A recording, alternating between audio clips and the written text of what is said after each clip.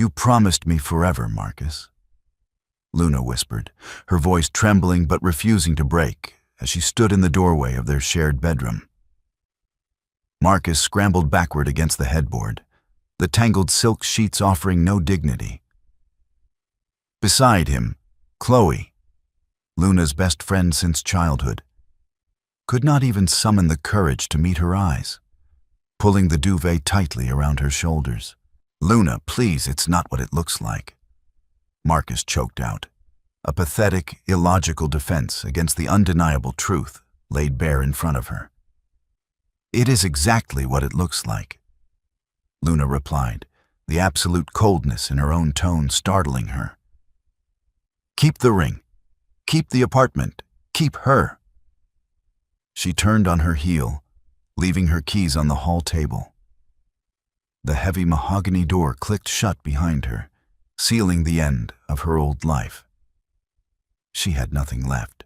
The tires hissed against the slick asphalt, cutting a solitary path through the torrential midnight downpour. Luna gripped the leather steering wheel until her knuckles turned a stark, bruised white. She did not cry. The tears seemed trapped behind a heavy dam of sheer, unadulterated shock.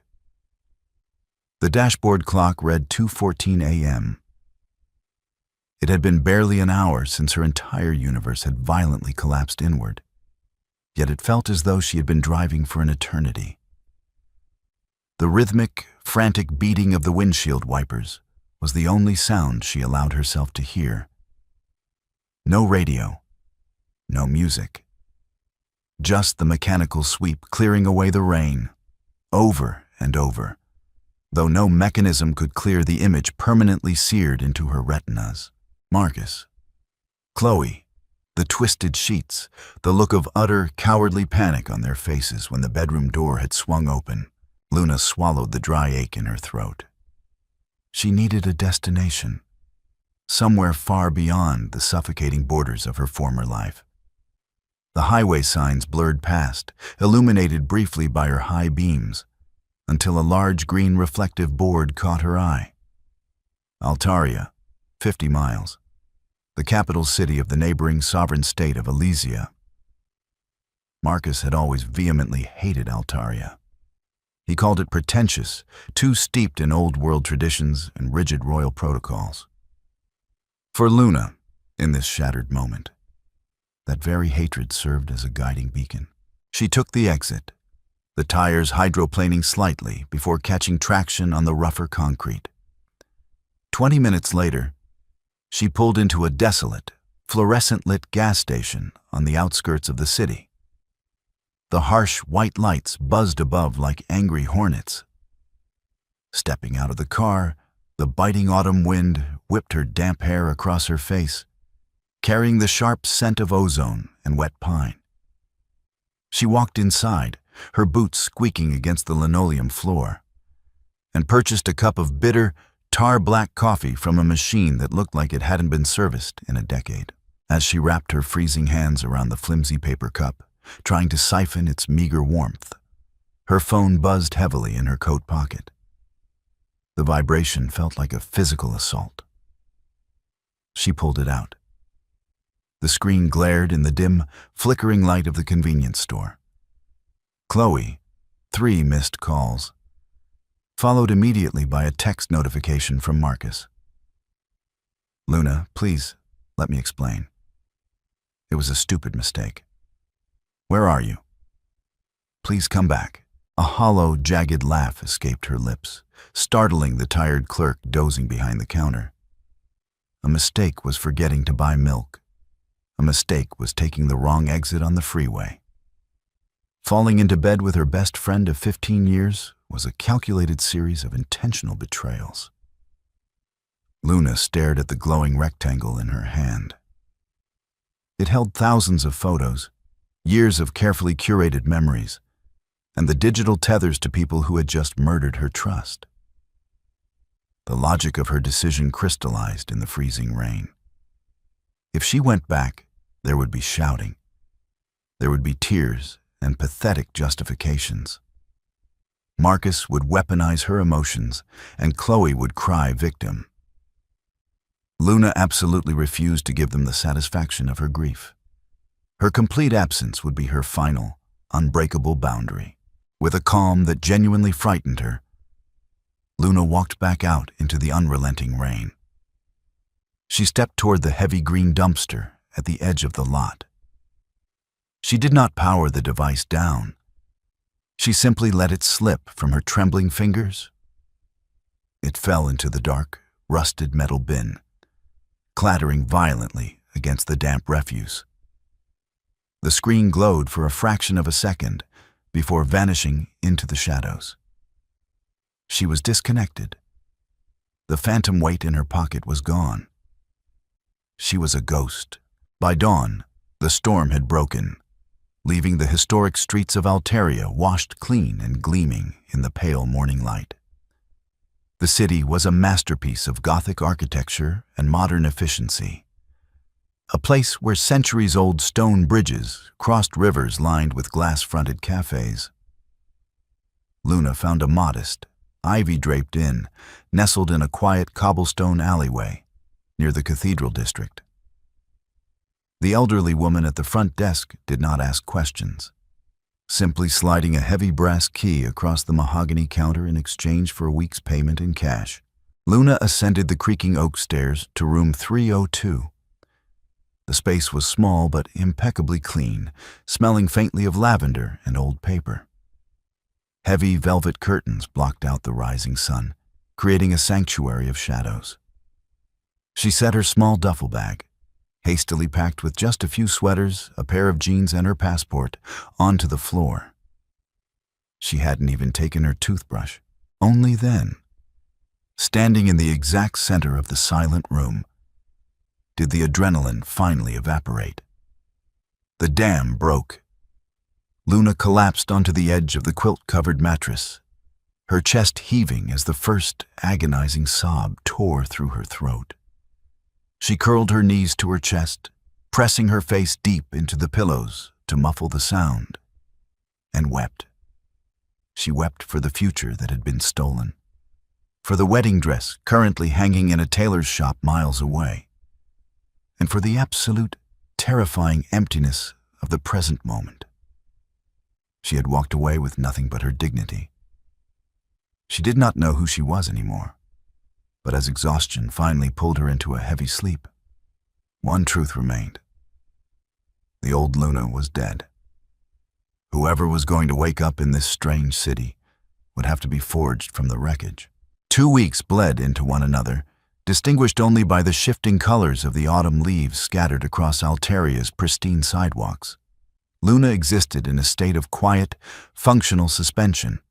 She drank black tea at corner cafes, wandered aimlessly through the towering aisles of the National Library, and avoided looking into mirrors for too long. The sharp, agonizing sting of betrayal had dulled into a heavy, persistent ache. Like a phantom limb she was slowly learning to navigate without. On a crisp Tuesday afternoon, Luna found herself walking along the wrought iron perimeter of the Royal Gardens.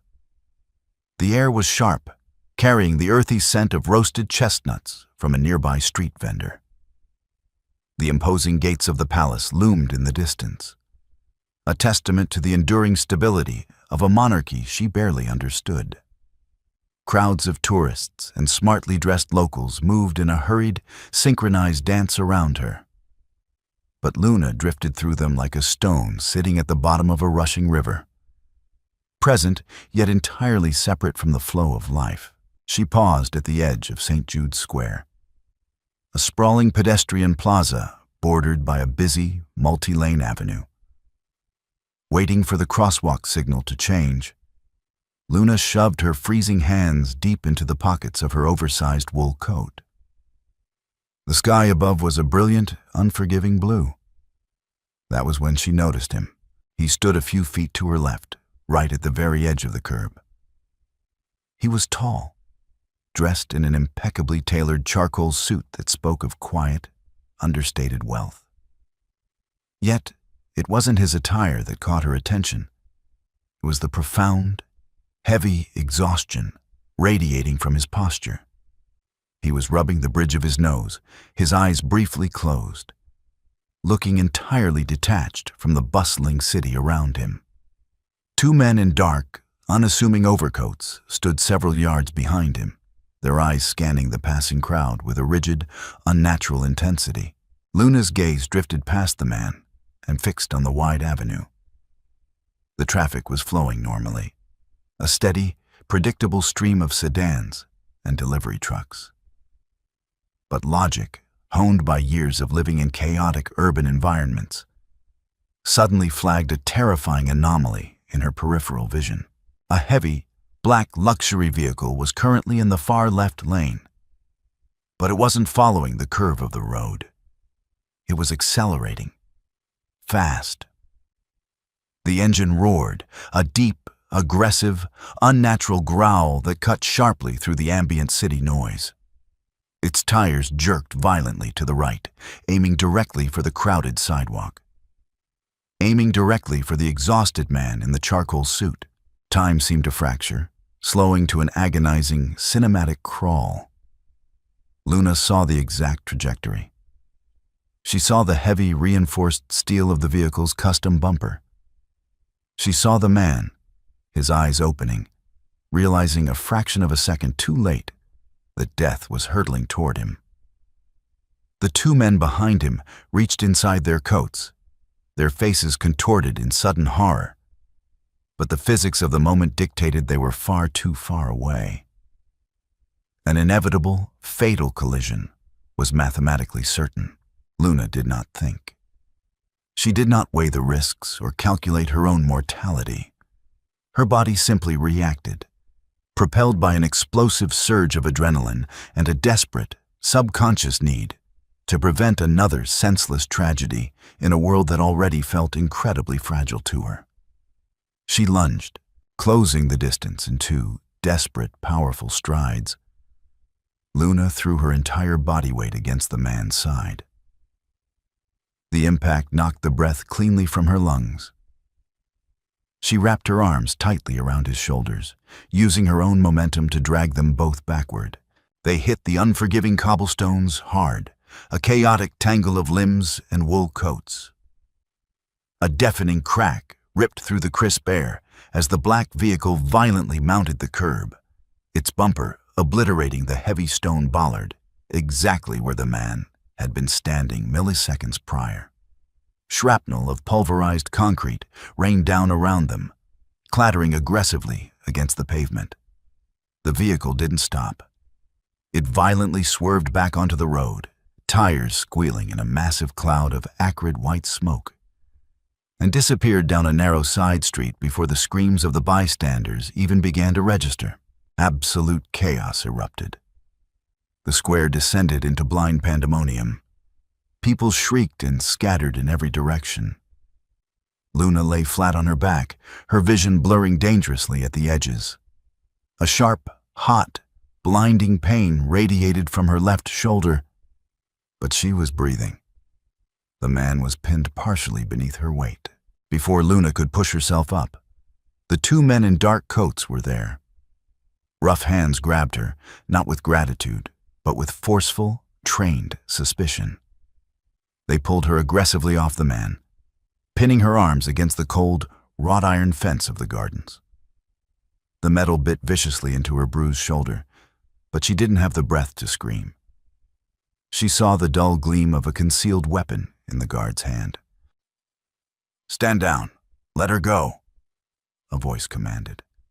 It was deep, resonant, and carried an innate authority that instantly froze the guards in their tracks. The man in the charcoal suit pushed himself off the ground. There was gray dirt smeared on his immaculate lapel, and a thin cut above his eyebrow was welling with bright red blood. But his dark, intense eyes were entirely, unblinkingly focused on Luna. He held up a single hand, and the guards immediately stepped back, their heads bowed slightly in deference. He slowly approached her, his chest heaving as the adrenaline crashed through him. The silence between them felt infinitely louder than the screaming crowd surrounding them. "You," he said, his voice dropping to a harsh, disbelieving whisper. "Just saved my life." Luna, trembling violently from the adrenaline drop and the searing pain in her arm, looked him directly in the eye. "You should pay better attention to the crosswalks," she managed to breathe out, before the shock finally overtook her nervous system, and the bright blue sky faded swiftly into black. The rhythmic, sterile beep of a heart monitor anchored Luna back to consciousness. She slowly opened her eyes to a ceiling of flawless, blindingly white acoustic tiles. The air smelled of sharp antiseptic and freshly laundered linen, completely lacking the usual underlying staleness of a public hospital. As her vision cleared, she realized she was lying in a hospital bed that felt softer than clouds, surrounded by medical equipment that looked sleek, modern, and entirely too expensive. She tried to shift her weight, wincing sharply as a dull, throbbing pain flared in her left shoulder. It was heavily bandaged, immobilizing her arm against her chest in a sling. Her mind raced, violently piecing together the fractured memories. The roaring engine, the desperate lunge, the shattering concrete. The man in the charcoal suit. "You suffered a minor dislocation and a fractured clavicle." A calm voice spoke from the shadowed corner of the room. Luna snapped her head toward the sound, ignoring the twinge in her neck. Sitting in a plush, dark leather armchair near the window was the man she had tackled. The ruined charcoal suit had been replaced by a crisp, unbuttoned white dress shirt and dark trousers. The cut above his eye had been expertly stitched, a stark red line against his pale, angular features. He was watching her with an intense, calculated gaze that made the air in the quiet room feel incredibly heavy. "The doctors assure me it will heal perfectly, provided you actually rest." He continued, setting aside a silver tablet he had been holding. He stood and walked slowly toward the edge of her bed. Up close, his eyes were a striking, stormy gray. Sharp, highly observant, and deeply guarded. "Where am I?" Luna asked, her voice raspy and dry. She noticed the lack of a window facing a bustling street. Instead, the heavy oak doors and foot-thick walls suggested a highly secure, fortified facility. "You are in the private medical wing of the royal estate," he answered simply, as if stating the day's weather. Luna blinked, her brain struggling to logically process the information. Logic dictated she had been brought somewhere safe. But the royal estate was an impenetrable fortress reserved only for the highest echelons of Elysian government. "Why am I here?" A normal emergency room would have sufficed. A faint, almost imperceptible smile touched the corners of his lips. A normal emergency room would have been swarmed by the press within the hour. The physical security of the person who just threw themselves in front of a moving 2-ton vehicle to save a complete stranger required absolute discretion. He pulled a chair closer to the bed and sat down, leaning his forearms on his knees, bringing himself level with her. "My security detail ran a preliminary check while you were unconscious. You checked into a local inn exactly 2 weeks ago under the name Luna. No last name provided to the proprietor. You possess zero digital footprint in this city. You carry only cash, and your passport was not on your person." Luna stiffened, a massive defensive wall slamming down over her emotions. The betrayal of her past was still an open, bleeding wound, and she refused to be analyzed. "Are you interrogating me?" "I am trying to understand you," he corrected gently, though his tone held an unyielding firmness. People do not generally risk their own lives for someone they do not know unless they are highly trained professionals, or they have completely lost their intrinsic instinct for self-preservation. Given your civilian clothing and the fact that you threw a sloppy, dislocating shoulder block rather than a tactical tackle, I am heavily assuming the latter. Luna looked away, staring hard at the pristine white blanket covering her legs. His logical assessment was terrifyingly accurate. In that split second on the curb, she truly hadn't cared if she survived.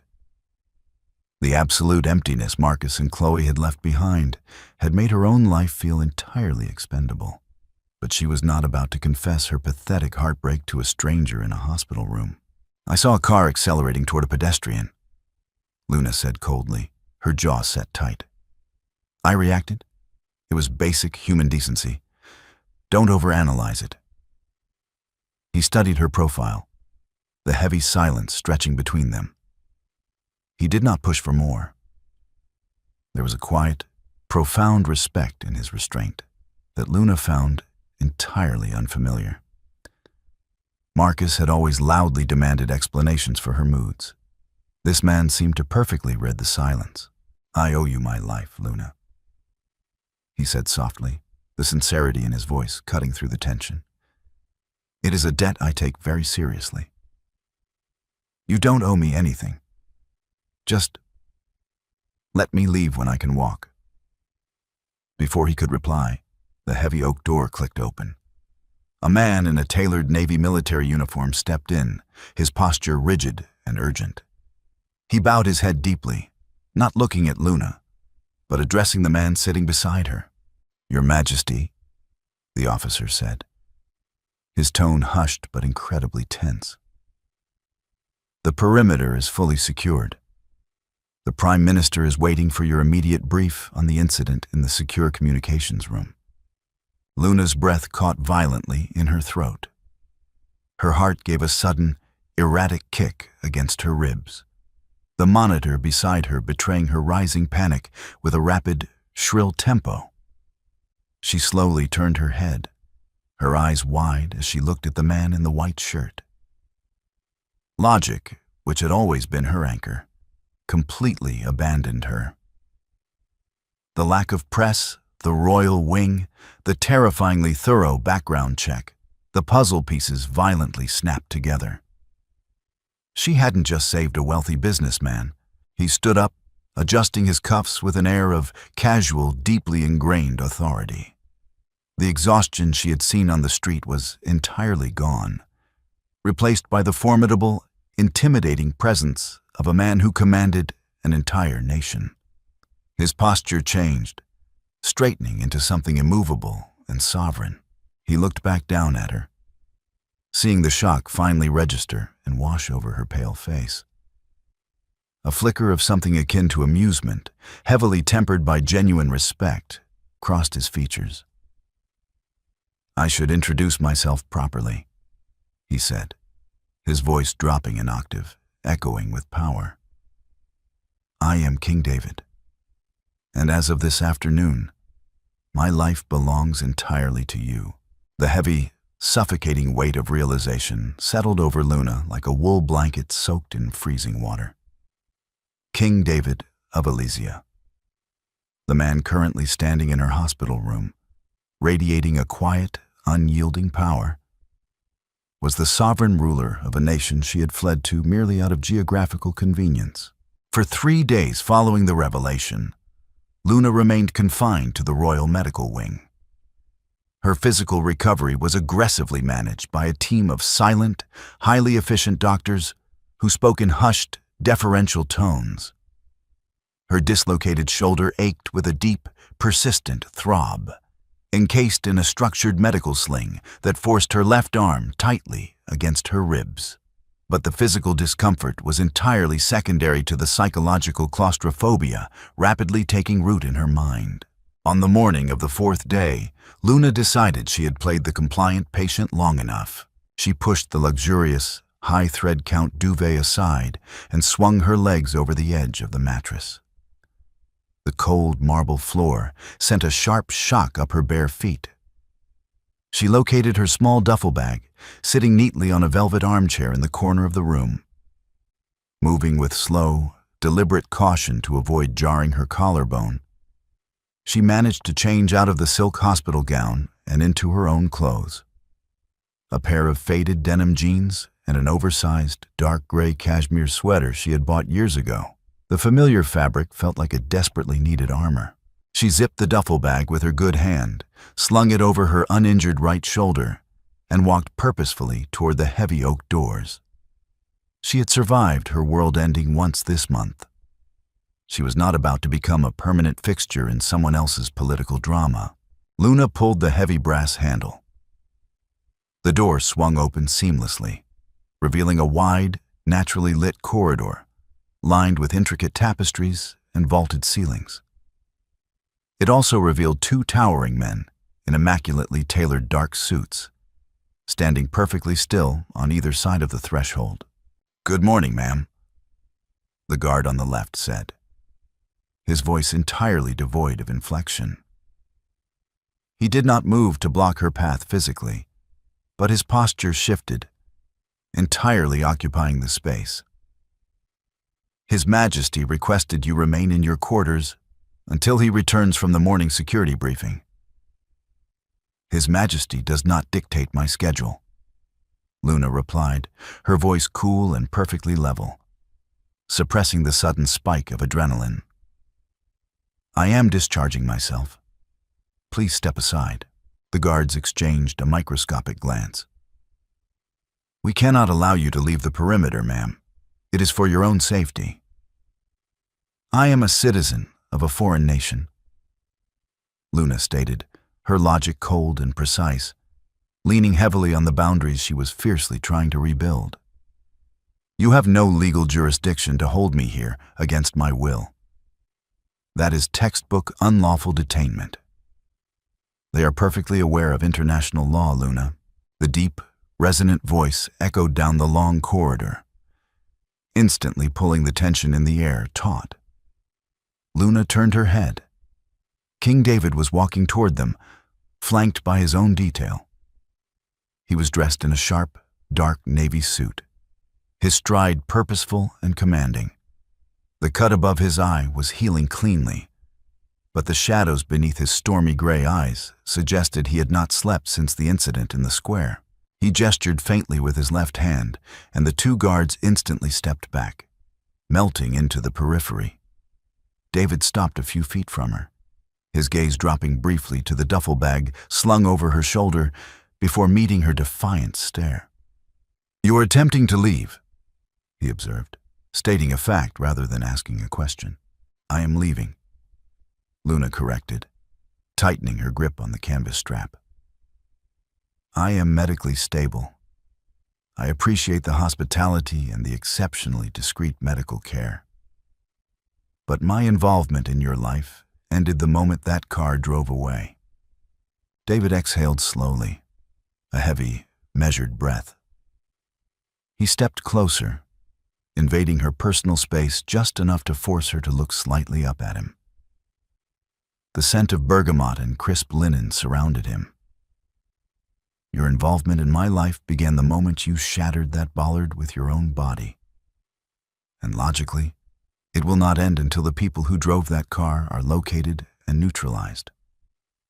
Luna frowned, a cold knot forming in her stomach. "I was a random bystander. They don't know who I am. You are the anomaly that ruined a meticulously planned assassination," David countered, his voice dropping to a low, intense register. "They spent months tracking my movements, compromising my security routes, and securing a specialized armored vehicle. They calculated velocity, timing, and my exact pedestrian habits. They calculated everything perfectly, except you." He reached out, his long fingers gently grasping the strap of her duffel bag. He didn't pull it from her, but the weight of his hand anchored her in place. Assassins operating at this level of sophistication do not believe in random bystanders. They will view you as an unknown variable, a highly trained operative who intercepted their strike. If you walk out of these heavily fortified gates and return to a civilian inn, you will be hunted down and interrogated for affiliations you do not possess. They will kill you simply to tie up the loose end. Luna stared at him, her heart hammering a frantic rhythm against her bruised ribs. The sheer, terrifying logic of his argument dismantled her stubbornness piece by piece. She had run from Marcus to save her sanity, but walking out of this palace meant actively risking her life. "So I am a prisoner," she whispered, the bitterness coating her tongue. "You are a fiercely protected guest," David corrected softly, his eyes searching hers, recognizing the deep, underlying trauma she was trying so desperately to hide. "I know you are running from something, Luna. The emptiness in your eyes when you tackled me told me you had nothing left to lose. But I will not let you throw your life away simply because it currently feels entirely broken. You are staying here. That is not a royal decree. It is a logical necessity." The king's private study was a cavernous, circular room situated in the highest tower of the residential wing. The walls were lined with centuries-old, leather-bound texts, contrasting sharply with the massive, state-of-the-art interactive glass monitors dominating the center of the space.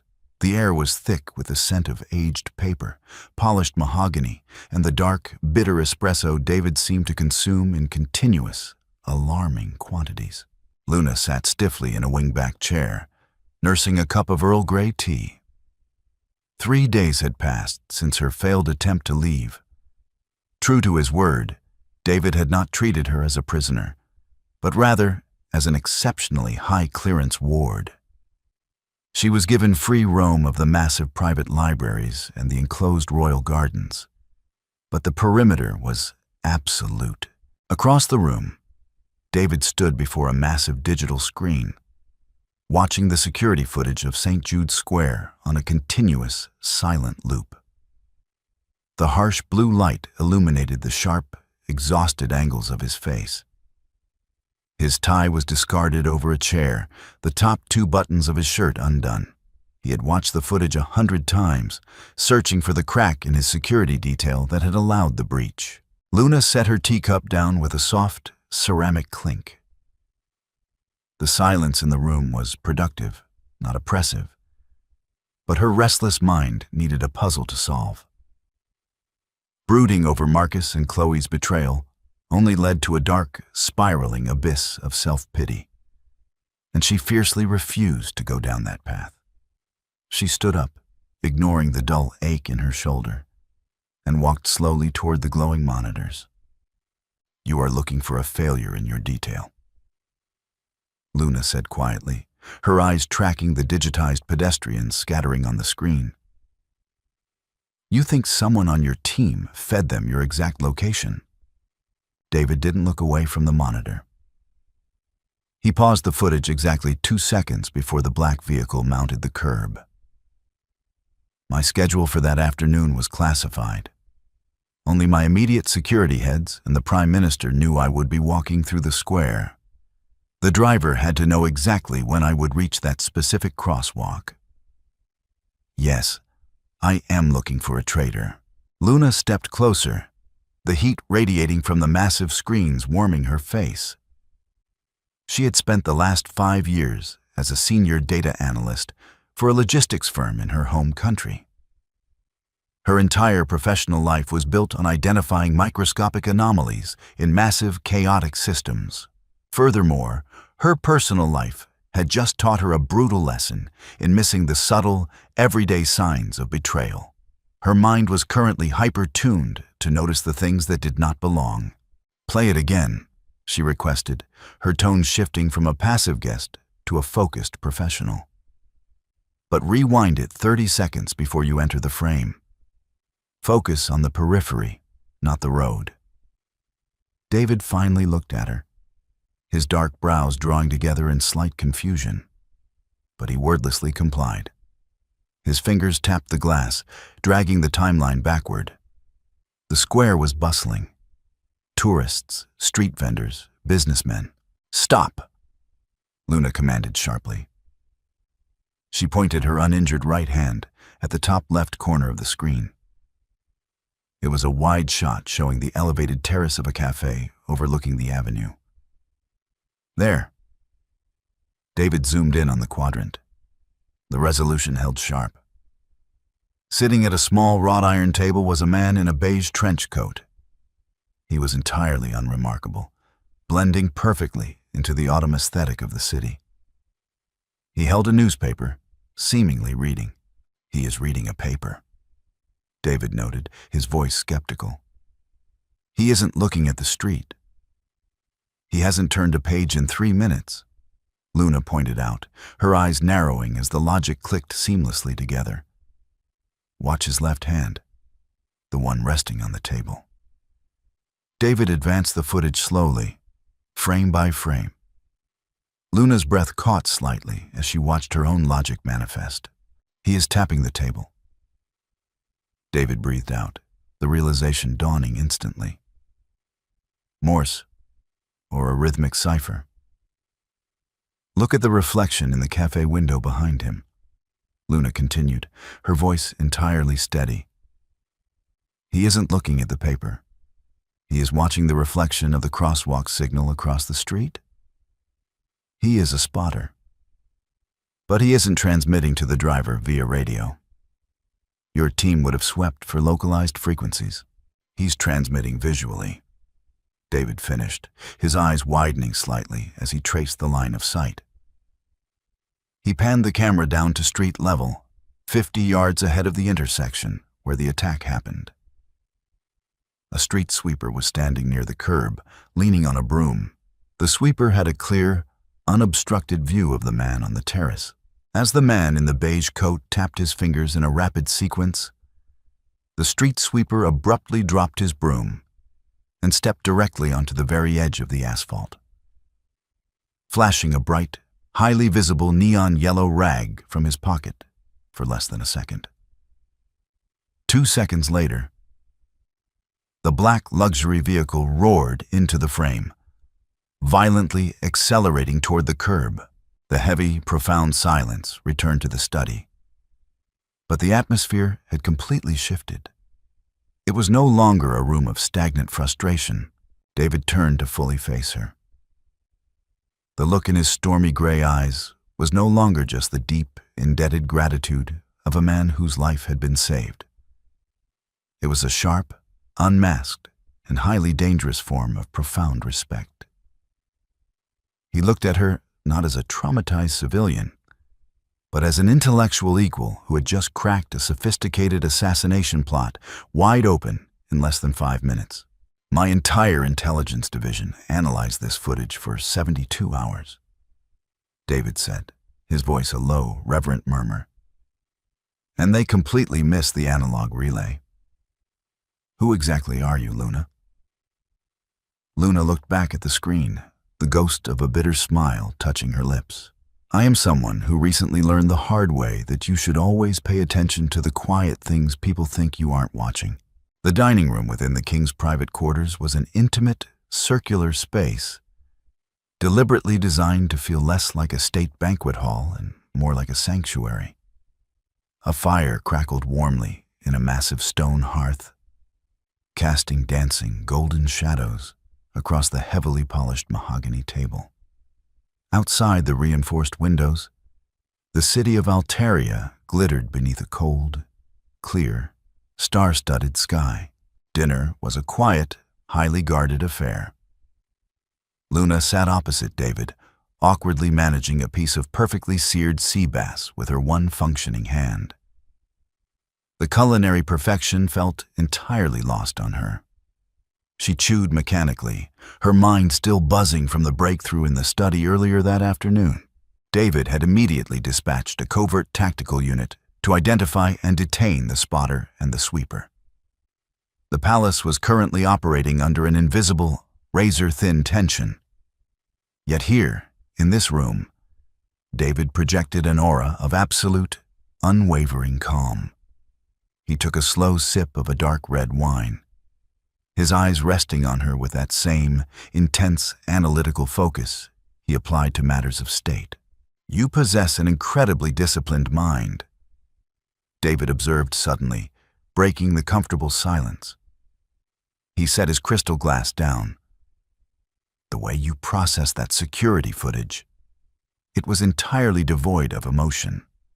It was pure, unadulterated logic. It is a rare trait, even among my highest-ranking generals. Luna kept her eyes on her plate, using her fork to push a single roasted carrot in a slow circle.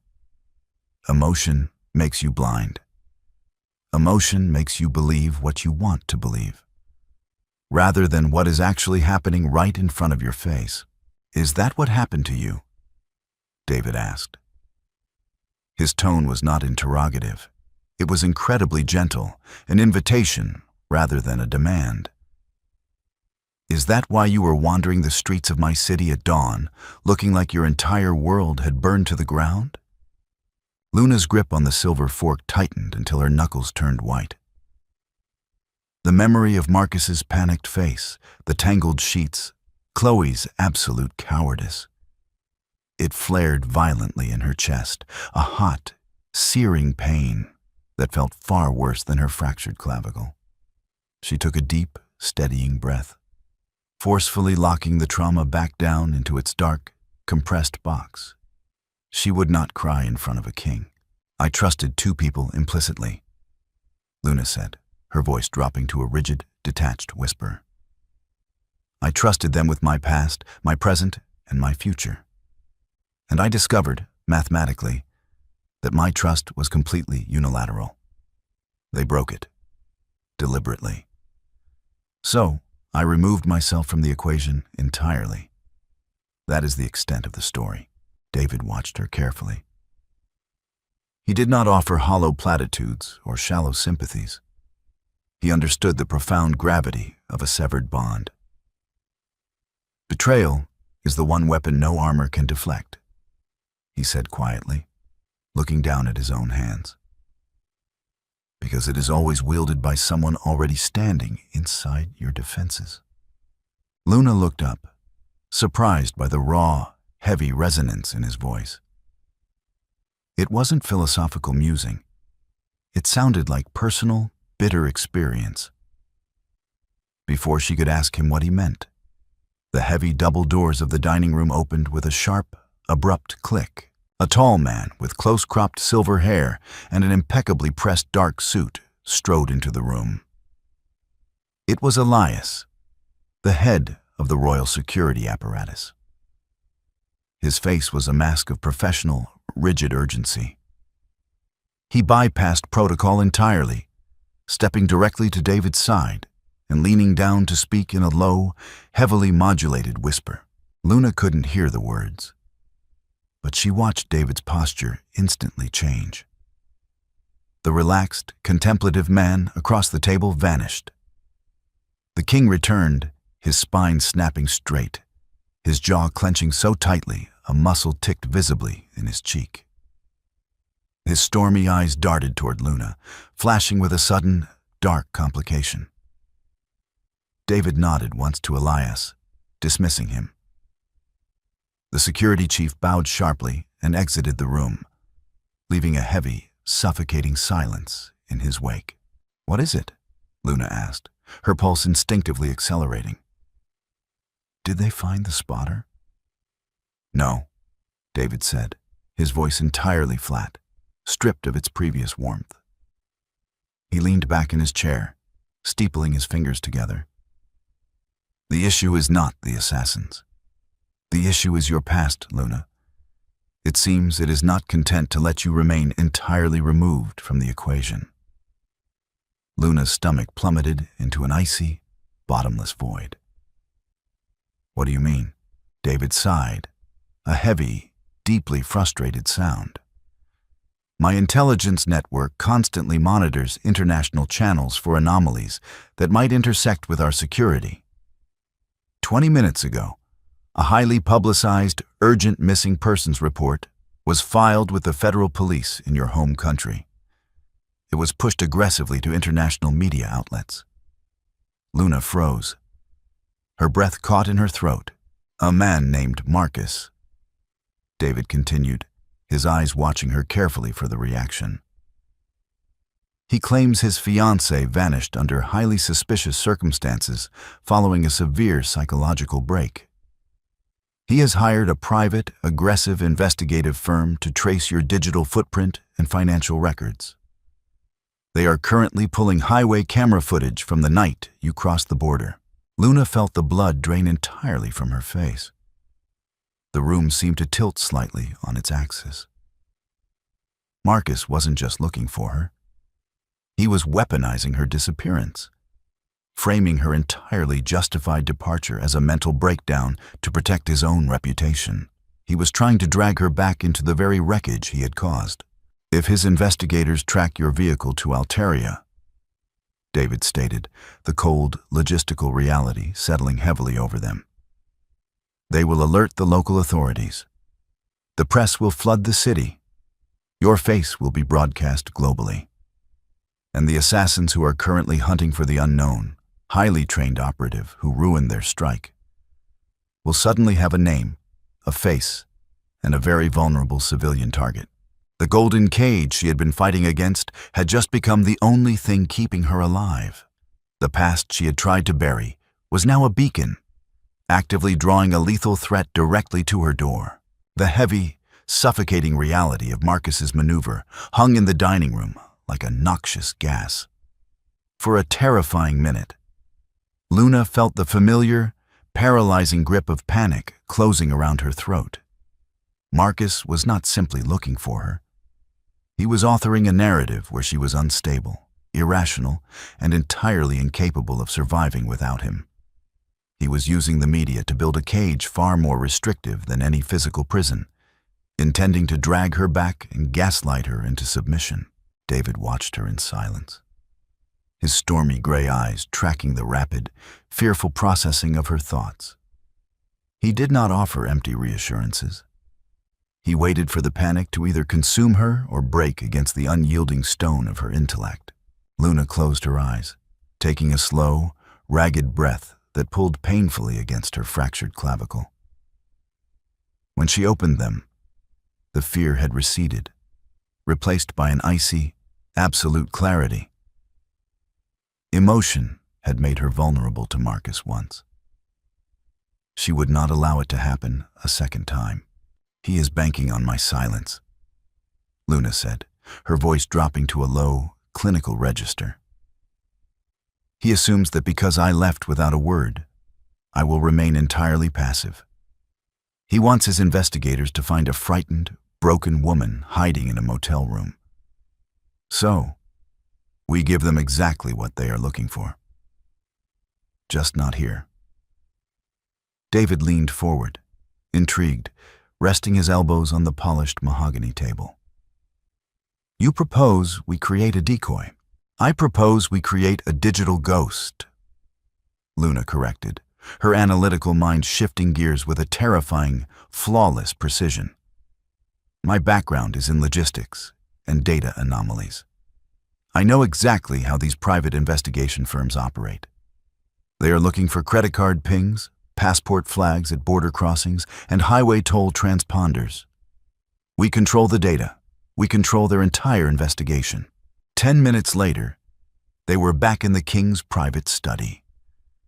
The massive, interactive glass monitors, previously displaying the assassination footage, were now split into global maps, cascading streams of encrypted data.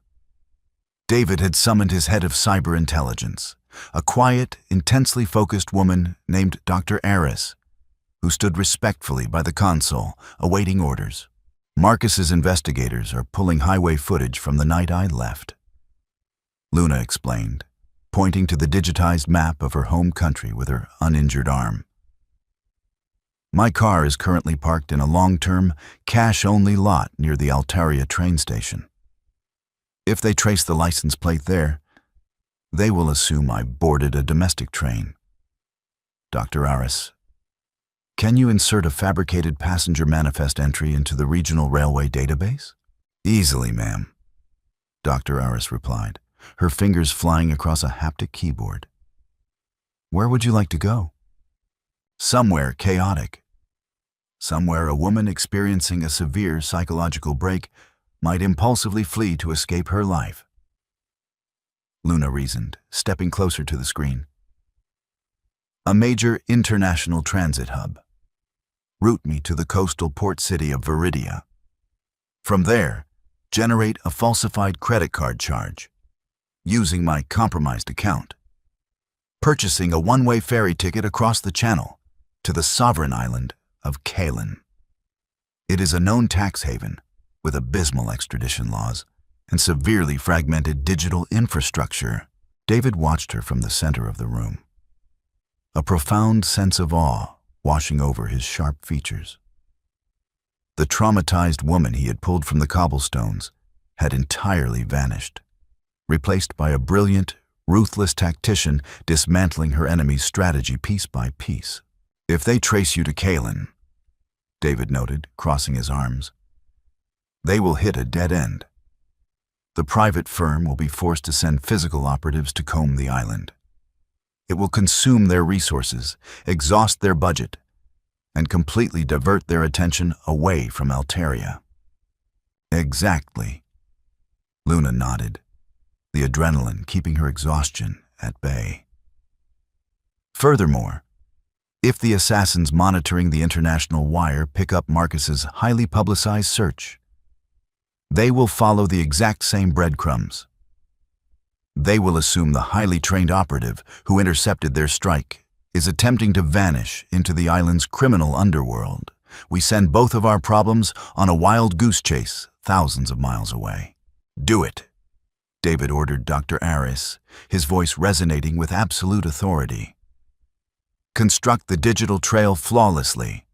I want it to withstand the highest level of forensic scrutiny. As the cyber chief worked, David stepped up beside Luna. The heat from the monitors illuminated the pale, exhausted curves of her face.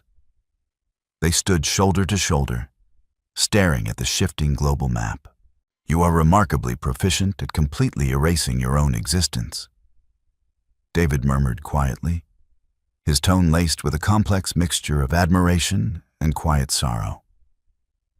When the people you trust most erase your value, Luna replied, not looking away from the screen. You learn very quickly how to finalize the transaction. David reached out, his hand hovering for a fraction of a second before gently resting on her uninjured right shoulder. The touch was entirely grounding, lacking any of the possessive entitlement she was used to. You are not erased here, Luna. In this room, you are the most visible, vital person present. The digital decoy operated with flawless, brutal efficiency.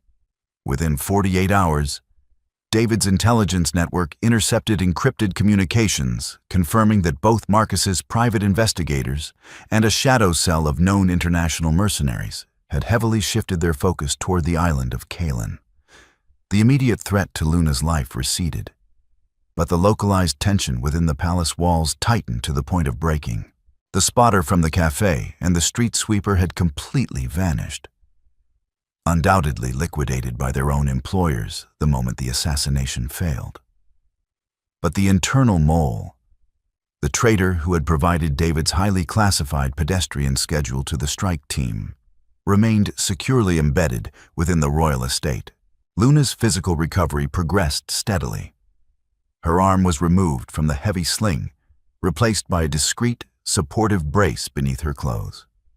To manage the suffocating anxiety of confinement, David had granted her highly restricted, read-only access to the palace's internal logistical networks.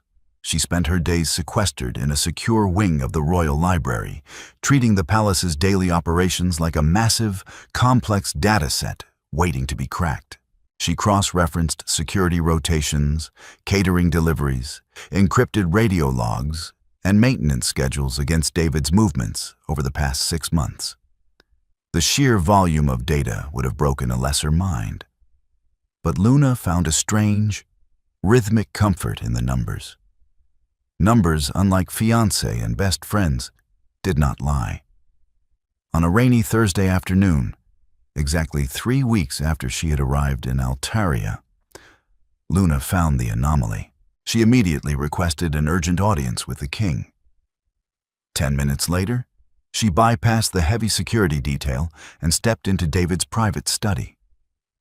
He was reviewing state documents, looking impeccably sharp but deeply tired. He immediately set his pen down as she entered. "You found something," he stated, correctly reading the sharp, focused intensity radiating from her posture. Luna walked directly to the interactive monitor, pulling a secure tablet from her pocket and syncing it to the main screen.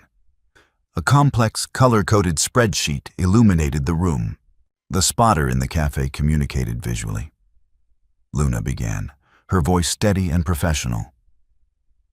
"Which means the internal mole could not use digital or radio communications to transmit your schedule.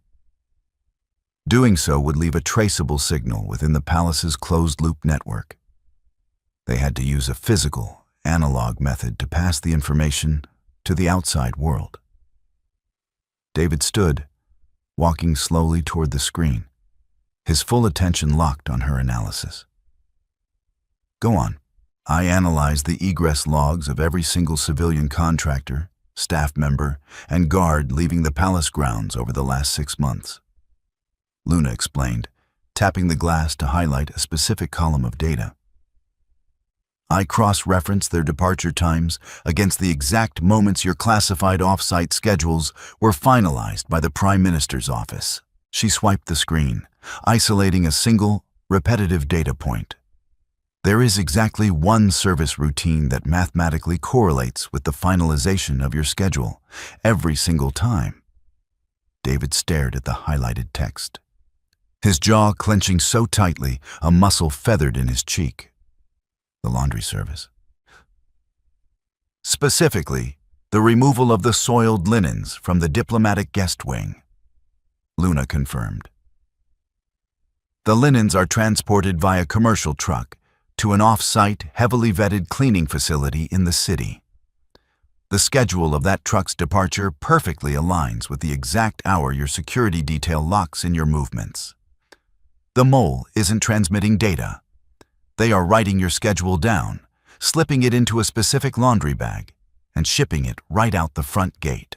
The profound silence in the room was heavy with betrayal. It was not a high-ranking general or sophisticated cyber attack. It was a terrifyingly simple, incredibly patient exploitation of a mundane routine. "Who manages the diplomatic wing logistics?" David asked, his voice dropping to a dangerously quiet register. "A senior logistics coordinator named Thomas Vance," Luna replied softly. "He has been employed here for 12 years. He possesses the necessary clearance to view the broader security preparations and direct access to the service corridors." David did not shout. He did not show outward fury, but the sudden, absolute coldness in his gray eyes was terrifying to behold. He pressed a button on his desk console. "Elias, bring Thomas Vance to the subterranean holding facility immediately. Do not alert him. Do not let him speak to anyone." He turned back to Luna, the coldness instantly fading into that familiar, profound respect. "We will feed Vance a fabricated, highly classified schedule tonight. If he attempts to drop a note into the outbound laundry, we will have our undeniable proof. And we will have the leverage to force him to name his employers." That evening, the trap snapped shut with absolute, quiet precision. Vance was apprehended in the service corridors, a heavily encrypted microdrive hidden inside a folded napkin destined for the laundry carts. The threat within the walls was neutralized. As David returned to the private study late that night, looking exhausted but finally unburdened, he found Luna standing by the massive windows, watching the rain fall over the glittering city. "It is done," David said quietly, stepping up beside her. "Vance is in custody. He is already talking to Elias. The network that hired him will be dismantled by morning." Luna let out a long, shaky breath, the residual tension of the past 3 weeks finally draining from her shoulders. "Then the board is clear?" "Yes," David replied, turning his head to look at her. "The board is entirely clear. The grand ballroom of the royal palace was a masterpiece of gilded mirrors, cascading crystal chandeliers, and centuries of aristocratic history. Tonight, it was filled with the highest echelons of Elysian society. Foreign dignitaries and political elite, all gathered for the annual Winter Solstice Gala. It was David's first major public appearance since the incident in St. Jude's Square. The security presence was invisible but absolute. Luna stood on the sweeping marble balcony overlooking the ballroom floor, safely concealed in the shadows of heavy velvet drapery. She wore a floor-length, deep emerald silk gown, a quiet gift delivered to her quarters that morning. Her collarbone had fully healed, leaving only a faint, phantom ache when it rained. Down below, King David navigated the complex political waters with effortless, commanding grace. He smiled, he nodded, he shook hands, projecting the image of an unbreakable, absolute sovereign. Yet, Luna noticed the subtle tension in his shoulders, the way his stormy gray eyes constantly scanned the perimeter, searching the crowds. She knew exactly what he was looking for. He was looking for anomalies. He was looking for her. Over the past 2 months, their dynamic had shifted from protector and ward to an intensely private, deeply intellectual partnership. She had become his quiet sounding board, reviewing policy logic and security protocols with a ruthless, unemotional clarity that he heavily relied upon. But tonight marked a definitive end. The threat was gone. Marcus had publicly abandoned his search, utterly humiliated when the Kaelan authorities found zero trace of his unstable fiancée, leading the press to turn on him and his fabricated narrative.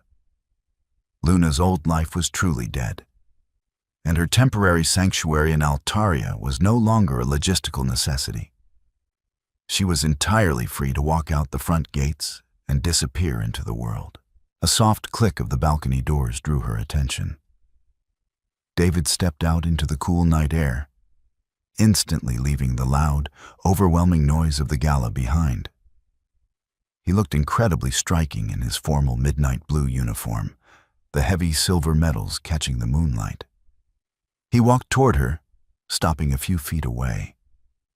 The tension in his shoulders instantly evaporated. "You are hiding?" David observed gently, his eyes tracing the elegant line of her emerald gown. "I am observing," Luna corrected, a soft smile touching her lips. "You project authority very well.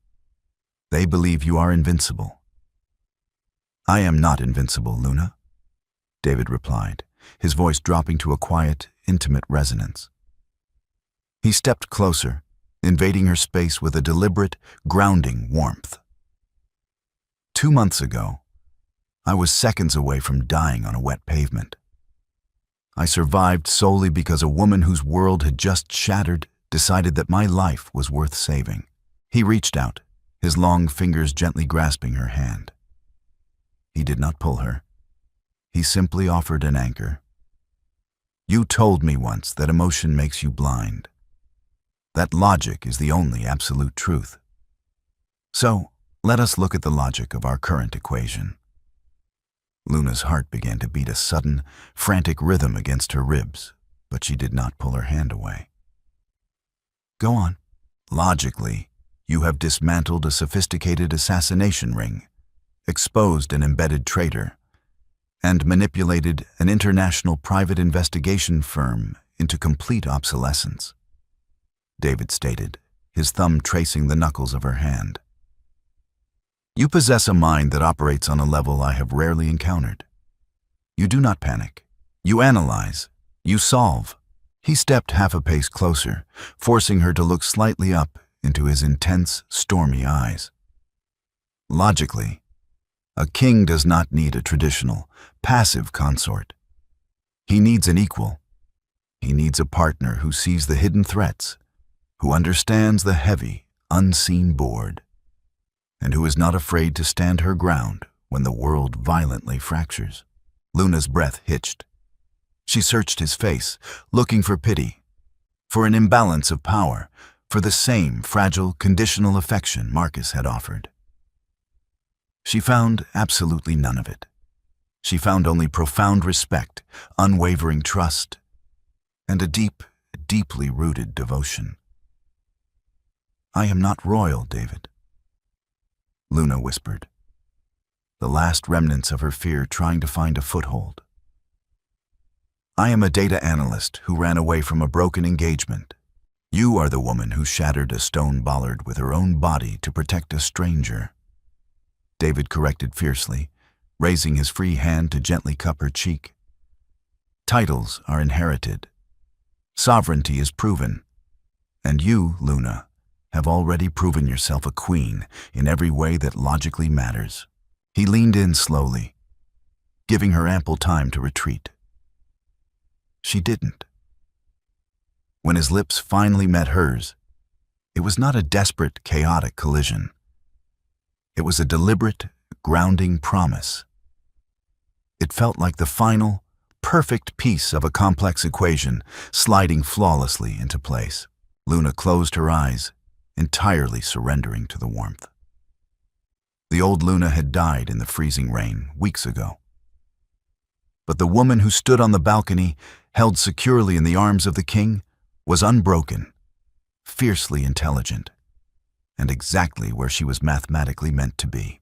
Luna's journey from a devastating betrayal to standing as an intellectual equal beside a king proves that sometimes the most profound strength is forged in the absolute wreckage of our past. She didn't just survive her trauma. She weaponized her logic to protect a nation and found a love built on genuine, unwavering respect rather than hollow promises. If you enjoyed this grounded, high-stakes tale of intellect, resilience, and unexpected romance, please consider liking this story and sharing it with others who appreciate a strong, brilliant protagonist. Don't forget to subscribe for more original cinematic stories that blend thrilling logic with deep emotional resonance.